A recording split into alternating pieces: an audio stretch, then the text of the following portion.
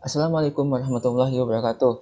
Perkenalkan, nama saya Muhammad Restakila dengan NIM 182 Kali ini saya akan membahas mengenai TB2 pada mata kuliah Bahasa Indonesia, mengenai makalah dengan judul Upaya Meningkatkan Minat Baca di Kalangan Mahasiswa Ismi Buana Jakarta dengan dosen Bu Winarmi DRA MPD.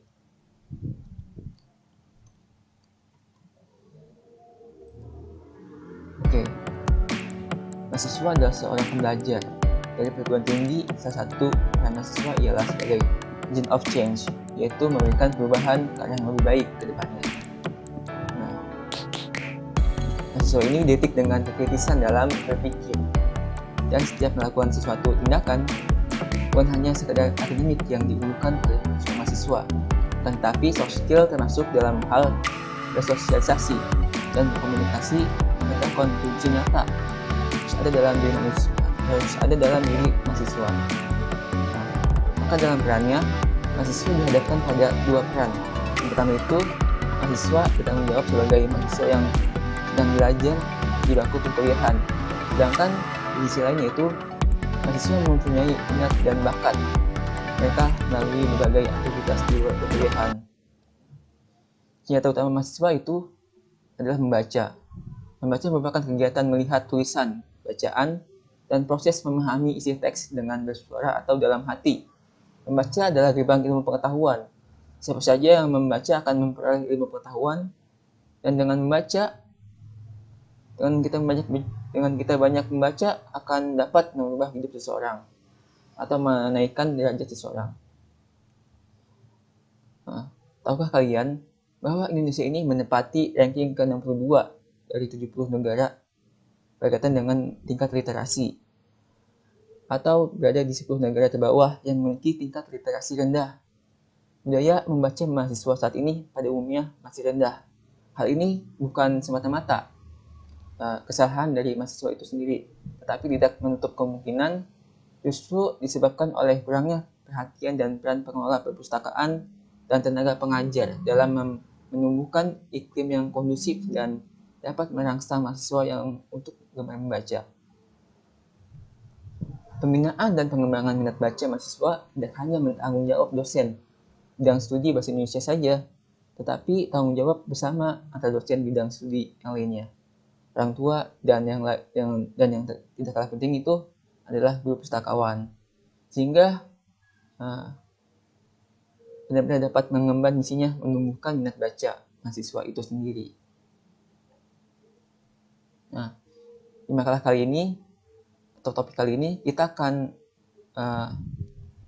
merumuskan masalah yang kita hadapi. Yang pertama itu, apa pengertian mahasiswa, apa tujuan dan peran mahasiswa, apa faktor-faktor yang mempengaruhi minat baca, dan bagaimana upaya meningkatkan upaya membaca mahasiswa untuk bersih buana, sehingga kita mendapatkan solusi atau tujuan seperti berikut ini. Pertama itu untuk mengetahui arti mahasiswa, lalu untuk mengetahui tujuan dan peran mahasiswa, untuk mengetahui faktor yang mempengaruhi minat baca, dan untuk mengetahui upaya meningkatkan upaya membaca mahasiswa berikut tujuannya.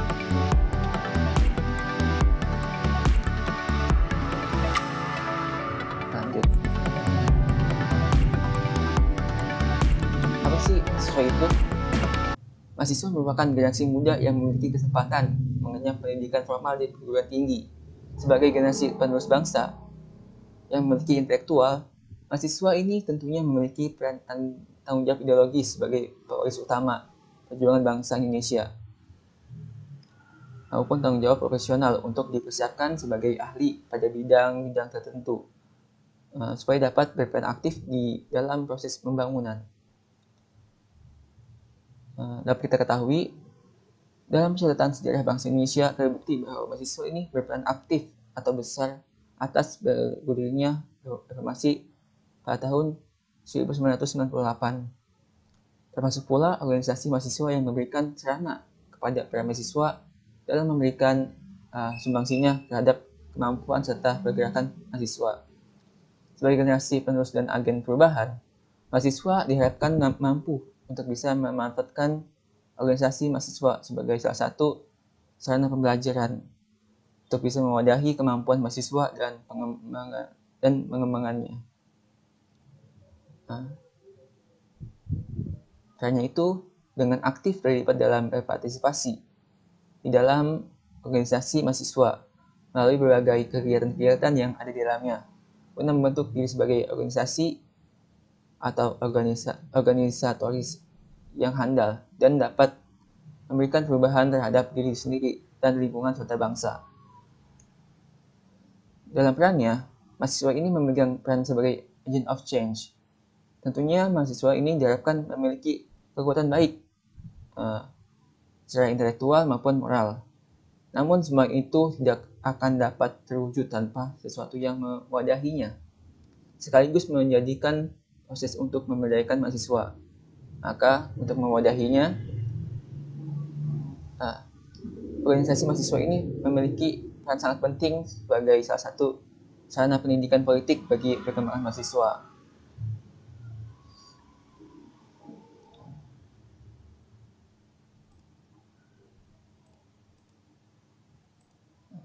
Selanjutnya itu adalah tujuan mahasiswa.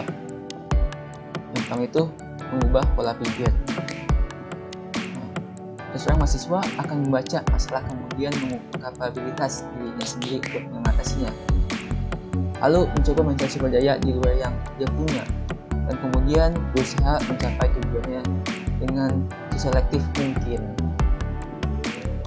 Lalu yang kedua itu adalah meningkatkan kapasitas diri.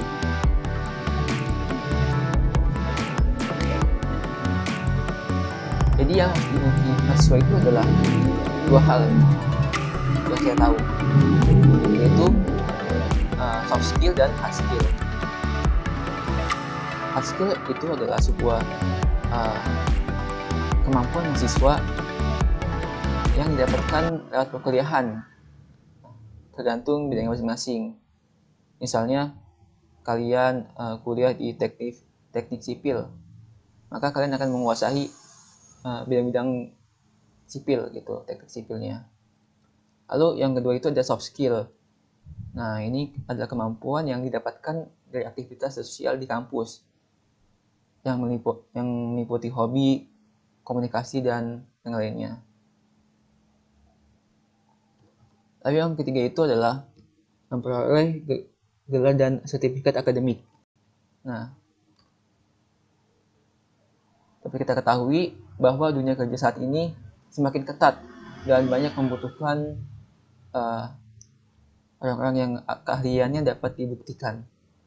Dengan memperoleh gelar dan sertifikat, maka mahasiswa tersebut termasuk salah satu orang-orang yang termasuk diperhitungkan untuk bekerja di perusahaan manapun. Lalu yang keempat ini adalah menambah teman dan status sosial. Nah, di sini itu penting banget nih relasi. Kenapa penting? Karena relasi ini akan sangat berguna gitu, akan sangat bermanfaat dalam pekerjaan dan usaha nantinya.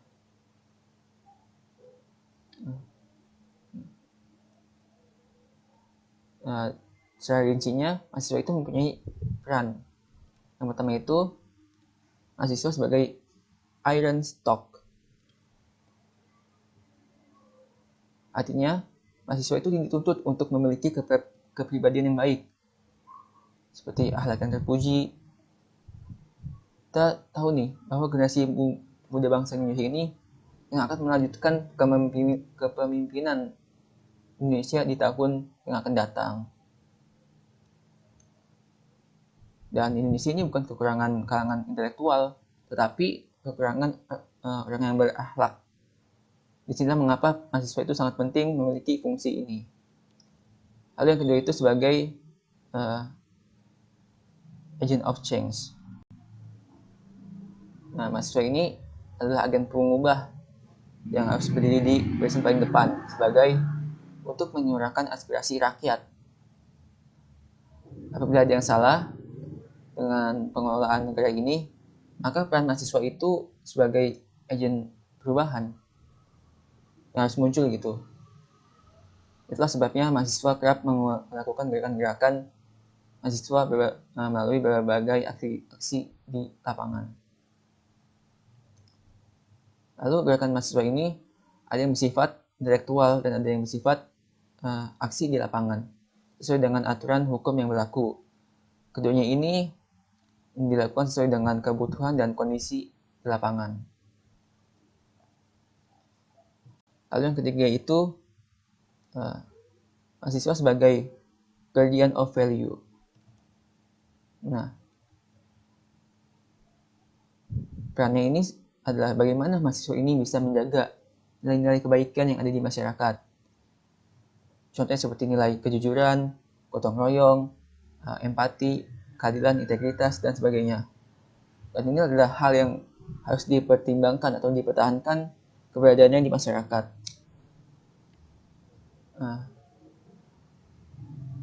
Guna untuk mewujudkan peran tersebut, maka mengawalinya dengan perbaikan diri pada mahasiswa itu sendiri melalui peran Aaron Stock yang sudah dijelaskan di atas tersebut.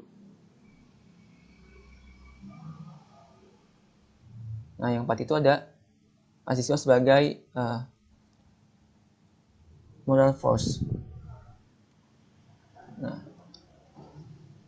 pendidikan sebagai upaya pembentukan karakter idealnya muncul sebagai perilaku moral yang terbaik gitu, ditunjukkan oleh seorang mahasiswa. Hal ini adalah sebagai peran idealnya dalam mewujudkan kehidupan bangsa yang beradab. Lalu yang kelima itu mahasiswa sebagai social control. Nah, inilah bagian dari peran mahasiswa, yaitu untuk melakukan kontrol terhadap hal-hal yang bertentangan dengan nilai keadilan di masyarakat. Faktanya memang banyak nih mahasiswa yang lupakan peran ini. Suara kontrolnya itu hilang karena idealismenya tergadai dengan materi.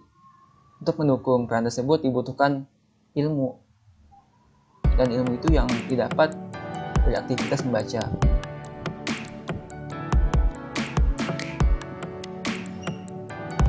Okay, next. Lalu kita akan ke faktor yang mempengaruhi minat baca mahasiswa. Nah, yang pertama itu adalah lingkungan. Lingkungan yang baik itu dipengaruhi oleh referan yang akan memberikan dorongan positif terhadap aspek kehidupannya. Lalu yang kedua itu ada teknologi, perkembangan teknologi. Nah, teknologi tentunya juga berperan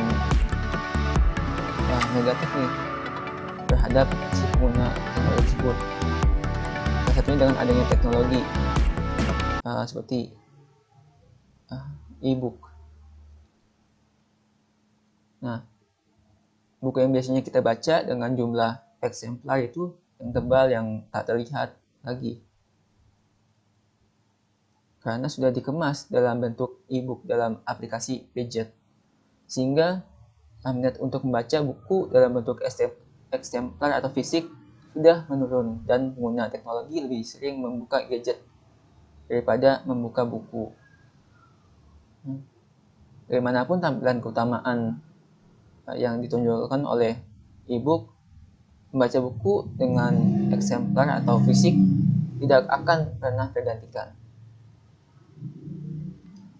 Lalu yang ketiga itu ada copy paste. Nah, dari copy paste ini sangat berpengaruh terhadap minat baca, karena dengan copy paste ini kan pengguna teknologi merasa mudah dan diuntungkan, sehingga membaca tidak lagi dihiraukan. Nah, menurut saya itu copy paste itu boleh, tetapi kalian ini pada mahasiswa itu mesti paham isinya. Gitu, misalnya kalian copy paste jurnal A atau ilmu-ilmu di buku-buku A. Nah, kalian tuh mesti paham itu isinya itu apa gitu.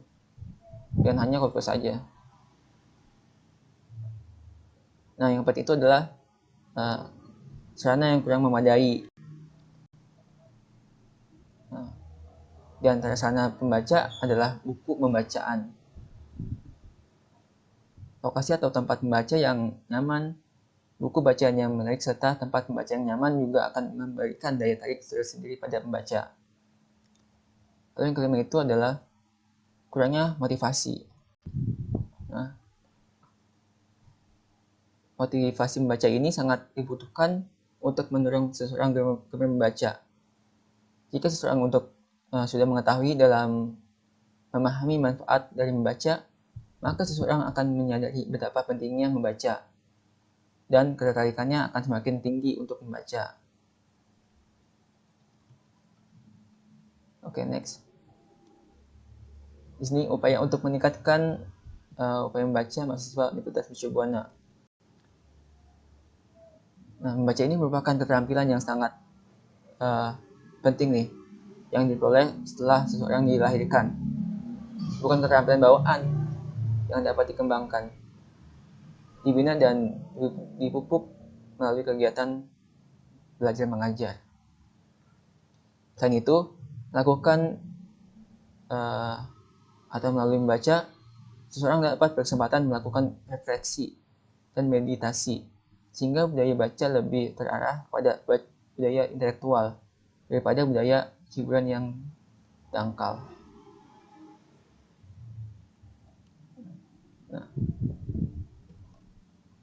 Nah, di sini untuk yang upaya pertama itu meningkatkan dan menumbuhkan motivasi untuk membaca. Membaca seseorang harus dimulai dari diri kita sendiri, supaya bisa meningkatkan dari menumbuhkan tujuan tersebut. Nah, dan itu SDM kita akan meningkat jika kita mau membaca dan juga bisa menambah pemendaraan pengetahuan di dalam diri kita sendiri, sehingga dengan membaca akan bisa memberikan dampak positif bagi kehidupan kita di masa depan. Lalu yang kedua itu keinginan untuk membaca buku sesuai dengan judul yang diinginkan. Nah, sebaiknya pilihlah buku-buku yang atau sumber yang bacaan yang tema yang kita inginkan gitu. Salah satu penyebab sering kita berhenti membaca itu di tengah jalan karena telah memiliki mindset bahwa buku yang kita baca itu sangat membosankan dan berat bagi orang yang tidak bisa atau yang belum biasa gitu membaca buku. Nah, untuk memilih buku yang sesuai dengan minat kita, maka dengan cara memilih buku yang berbeda-beda sesuai dengan karakteristik masing-masing buku. Misalnya nih, judul yang mengandung kata, angka, tips, kuat, maaf, kiat, dan seterusnya. Bisa juga novel atau komik yang tidak terlalu tebal. Tujuan ini untuk memulai kebiasaan gitu untuk membaca, supaya kita terbiasa gitu melihat tulisan.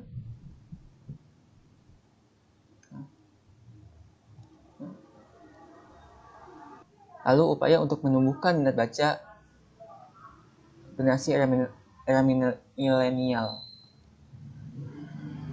Nah, pertama itu kita bisa mengatur jadwal khusus untuk bisa membaca setiap harinya. Yang kedua itu mengusahakan untuk bisa membeli buku seminggu sekali. Nah, yang ketiga itu waktu menunggu bisa juga dimanfaatkan untuk membaca buku. Nah, prinsip ini dapat kita terapkan di Indonesia atau di lingkungan kita. Dan dapat kalian ketahui bahwa Jepang telah memulai prinsip ini. Nah, sehingga SDM Jepang itu sangat-sangat bagus lah hasilnya, karena dia itu waktu kosong dimanfaatkan dengan membaca buku untuk menambah pengetahuannya. Lalu selanjutnya itu bisa juga mempunyai list untuk membaca buku yang lagi hits gitu, atau sedang direkomendasikan. Lalu bisa belajar yang efektif reading. Lalu sebelum tidur atau waktu istirahat, kita bisa menggunakan waktu untuk belajar membaca. Lalu untuk membaca bisa kita targetkan sendirinya. Dan meluangkan waktu untuk belajar diskusi dan bergabung di suatu komunitas. Nah, hal tersebut ini dapat kita coba nih untuk dapat memulai atau menumbuhkan minat baca bagi kita nih generasi era milenial.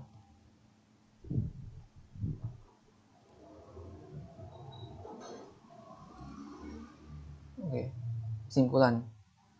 Dengan membaca, seseorang mengarahkan pandangan keluar. Bacaan membuka mata dan pikiran. Ternyata di luar sana sangat luas. Semakin mata celik dengan membaca, semakin seseorang merasa belum melihat banyak.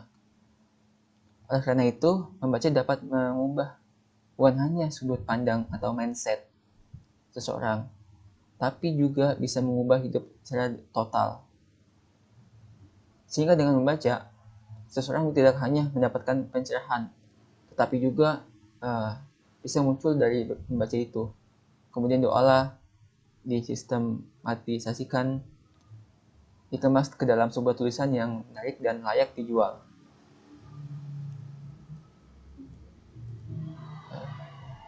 Saran. Terkait hal tersebut, saya menyarankan beberapa hal untuk diperhatikan seperti berikut ini. Yang pertama itu menciptakan lingkungan yang kondusif untuk meningkatkan minat baca agar para mahasiswa dapat nyaman untuk memulai upaya membaca. Lalu untuk pengembangan minat membaca, maka didapat mengimplementasikan manfaat yang didapat. Lalu penulis juga mengharapkan kritik dan saran dalam penulisan makalah di kemudian harinya.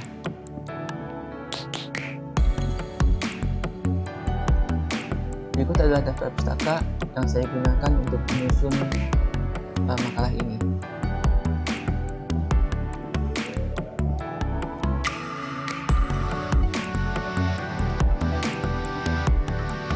Oke, mungkin itu saja yang dapat saya sampaikan.